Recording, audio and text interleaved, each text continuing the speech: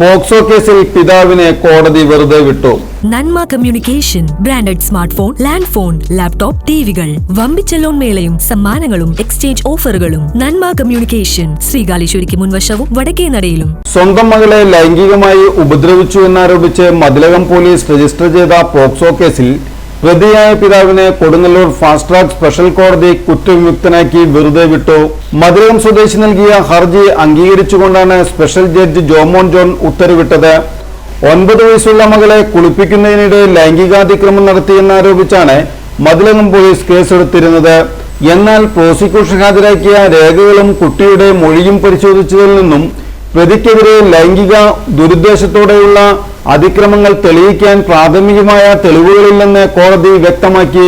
കുടുംബ കോടതി ഉത്തരവ് പ്രകാരം കുട്ടിയുടെ താൽക്കാലിക കസ്റ്റഡി ലഭിച്ച പിതാവ് കുട്ടിയുടെ ശുചിത്വം മുൻനിർത്തി കുളിപ്പിക്കുക മാത്രമാണ് ചെയ്തതെന്നും ലൈംഗികാതിക്രമം നടന്നിട്ടില്ലെന്നും കോടതി നിരീക്ഷിച്ചു. കുടുംബവഴക്കിനെയും കുട്ടികളുടെ കസ്റ്റഡിയെ ചൊല്ലിയുമുള്ള വൈരാഗ്യത്തെയും തുടർന്ന് മാതാവ് കെട്ടിച്ചമച്ച വ്യാജ പരാതിയാണെന്ന പ്രതിഭാഗത്തിന്റെ വാദം കോടതി അംഗീകരിച്ചു. എഫ്ഐആറിലെ ഗുരുതരമായ ആരോപണങ്ങൾ കുട്ടിയുടെ മൊഴിയിലില്ലെന്നും വ്യക്തമായി.